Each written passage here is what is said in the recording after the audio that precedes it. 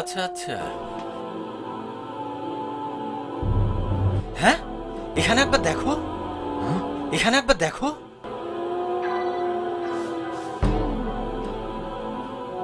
আহা, লোকটি মারা গেছে। হ্যাঁ, খুন হয়েছে।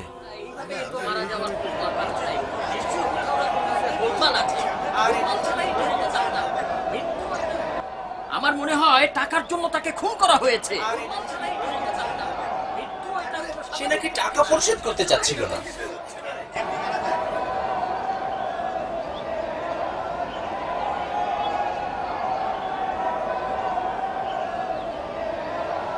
সবাই থামুন। আপনাদের মধ্যে কে তাকে চিনতে পেরেছেন? আমি পেরেছি, আমি নিশ্চিত তাকে হত্যা করা হয়েছে। তাহলে এখন আমাদেরকে যেটা করতে হবে সেটা হচ্ছে প্রকৃত হত্যাকারীকে খুঁজে বের করা। তা প্রকৃত হত্যাকারীকে কিভাবে বের করা হবে? সম্ভবত এ ব্যাপারে আমরা মুসার কাছে সমাধান চাইতে পারি।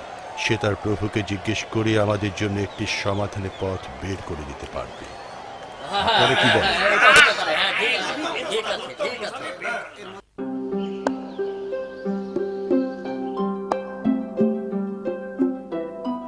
তোমার কাজে আল্লাহ তোমায় সাহায্য করুন। আমি শুধু শুধু এতদিন ধরে আমার হারিয়ে যাওয়া গাভীটাকে খুঁজছি। তোমার পিতা যেমন আল্লাহর উপর ভরসা করে গাভীটাকে খোলা মাঠে ছেড়ে এসেছিলেন, তুমিও তেমনি আল্লাহর উপর ভরসা রাখো, দেখবে একদিন ঠিকই পেয়ে যাবে। যাই, পরে দেখা হবে মা। আম্মু বলেছে আল্লাহ ভরসা।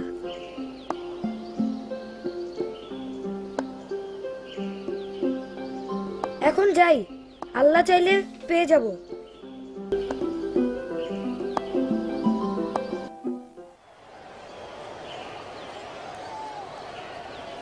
ওই তো মুসার সহচর। হ্যাঁ হ্যাঁ, সেই তো মুসার সঙ্গে কথাবার্তা চালিয়ে যাচ্ছে।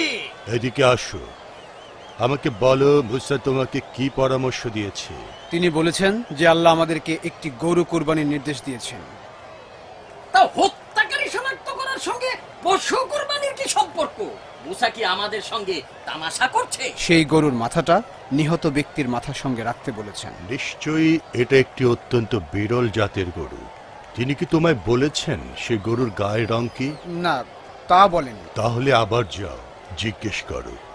সম্ভবত তার আল্লাহ গাভীটি কি রকম হবে সে বিষয়ে আরো কিছু বলবেন। যথাজ্ঞা জনাব।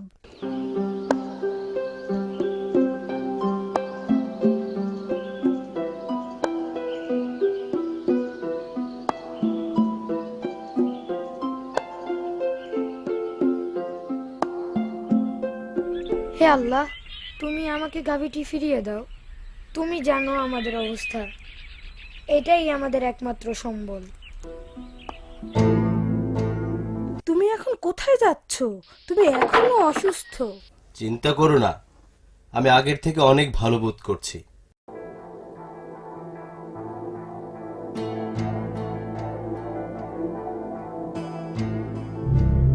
আমিও তোমার সঙ্গে যাব আব্বু। না, তুমি ভেবো না বাবা, আমার বেশি দেরি হবে না। সামান্য কিছু কাজ আছে, সেটা সেরে জলদি চলে আসবো।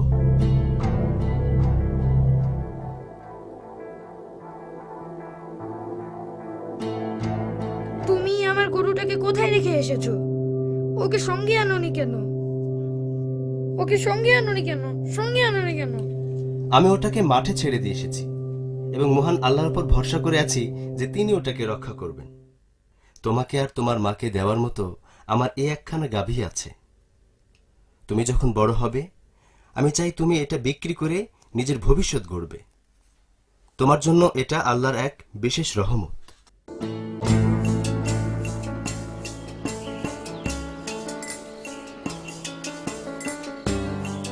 মুসার আল্লাহ তাকে জানিয়েছেন গাভীটি কিরকম হবে। তাহলে বলে ভালো কি রকম হবে সেটি।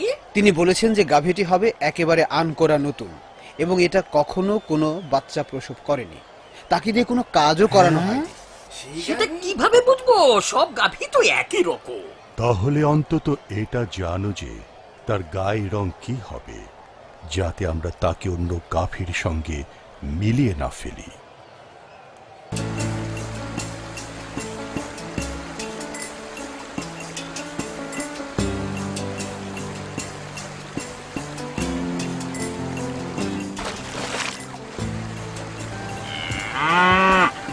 আল্লাহু আকবার। সব প্রশংসা আল্লাহ।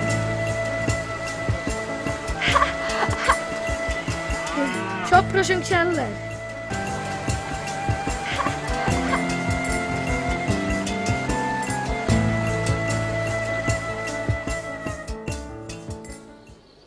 তুমি কি মুসার সর্বশেষ বয়ান শুনেছো?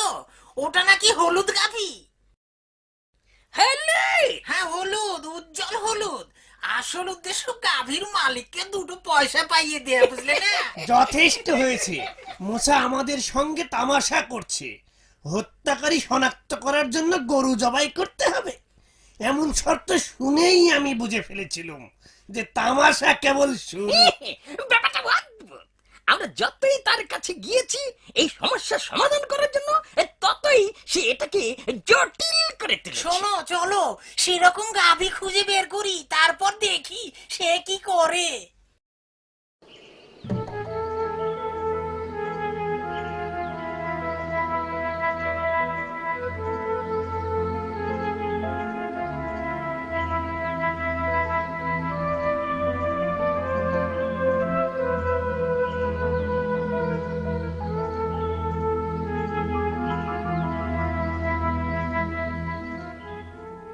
بسم الله الرحمن الرحيم قالوا ادع لنا ربك يبين لنا ما هي إن البقرة تشابه علينا وإنا إن شاء الله لمهتدون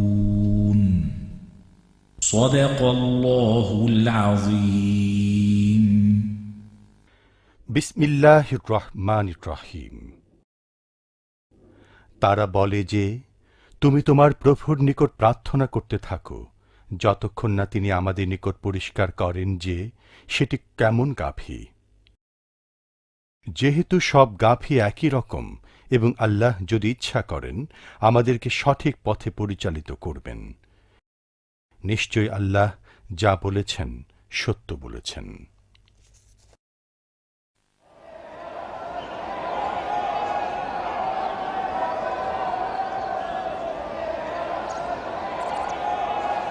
হলুদ রঙের গাভী। এই রঙের গাভী দেখিনি। এইরকম গাভী খুব একটা আছে বলে আমার তো মনে হয় না। মুসা বলেছেন যে আল্লাহ তাকে জানিয়েছেন ওই গাভী দিয়ে কখনো চাষাবাদ করা হয়নি এবং এটা অত্যন্ত উন্নত স্বভাবের গাভী, যার গায়ে কোনোদিন কিঞ্চিত আঘাত করা হয়নি। বোঝাই যাচ্ছে তেমন গাভী বিরল। তাহলে চলুন আমরা শীঘ্রই তেমন গাভীর সন্ধান শুরু করি। এই মুহূর্ত থেকে শুরু করুন।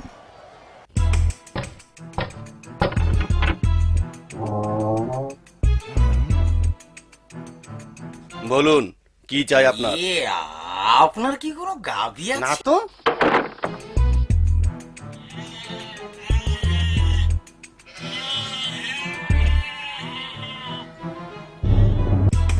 দেখছিলাম 11। স্বাগতম স্বাগতম। তোমার সংবাদ নিয়ে এলেন কি? হ্যাঁ, তেমন একটি গাভী পেয়েছি, কিন্তু এর মালিক এর জন্য অনেক বেশি মূল্য চাচ্ছে। যদিও সে ছোট্ট একটি বালক, কিন্তু ভীষণ রকম একগুঁয়ে। আমরা তাকে আমাদের বিপদের সুযোগ নিতে দিব না। যদি এই গাবিটি সেই গাবিটি হয় তাহলে তার মূল্যটা কিছুটা অধিক হবে বই কি। চলুন, যত দামি হোক আমরা ওটি কিনে নেব। স্বাগতম আবারও। আমরা দেখছি যে গাভীটির অনেক চড়া মূল্য চেয়ে তুমি খামাখা আমাদের কাজে বিলম্ব ঘটাচ্ছ। আমি গাভী বিক্রি করব না, কিন্তু আপনারাই তো বারবার আমার কাছে আসছেন, আবার আপনারাই এর দাম কমাচ্ছেন। যদি আপনাদের সেরকম কোনো প্রয়োজন থাকতো তাহলে এত দর কষাকষি ঠিক করতেন না। আছে, বলো তুমি এর জন্য কত দাম চাও, আমরা তাই দিয়ে এটাকে এখনই নিয়ে যাব। আল্লাহর কসম, অনেক স্বর্ণ মুদ্রা দিলেও আমি এটা বিক্রি করব না আমার আম্মার সঙ্গে আলোচনা না করে। কিন্তু মায়ের সঙ্গে আলোচনার নাম করে তুমি আমাদের ঠকাবে না তো? ঠিক আছে ঠিক আছে, চলো আমরাও তাহলে তোমার সঙ্গে যাব। সকল প্রশংসা আল্লাহর। এই নাও সেই টাকা যা তুমি চেয়েছিলে, অনেকগুলো স্বর্ণ মুদ্রা। শুকরিয়া আল্লাহর। আপনাকে ধন্যবাদ। চলো চলো চলো যাই, চলো যাই।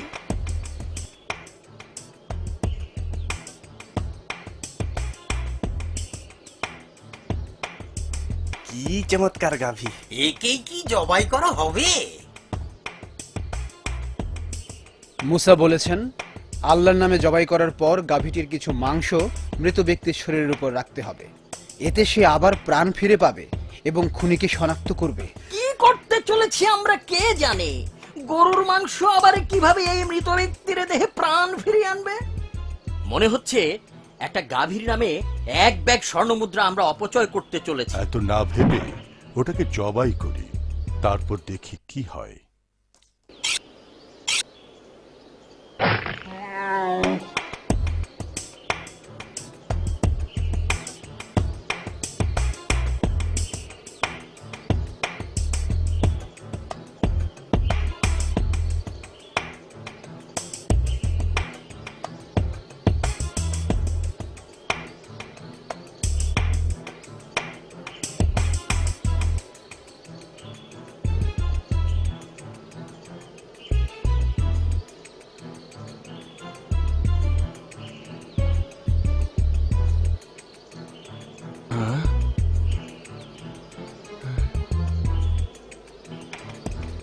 হ্যাঁ, আল্লাহু আকবার!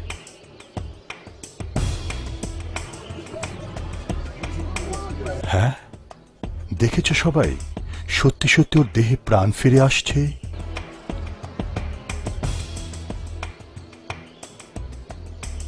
ওই লোকটি আমার খুনি। সে আমার সঙ্গে বিশ্বাসঘাতকতা করেছে। সে আমার হত্যাকারী। না না না, ও মিথ্যা বলছে। সঠিক কথা আমাকে বলেছো। মাফ করে দাও। লোকটির আমি দেহে খুন প্রাণ করিনি। ফিরে ও আসলো, মিথ্যা বলছে। তার খুনিকে শনাক্ত করলো। আল্লাহর বিচার কাকে বলে? তার উপর অভিশাপ, তার উপর অভিশাপ। এবার আমরা তাকে চরম শাস্তি দেব। ধ্বংস হোক সে।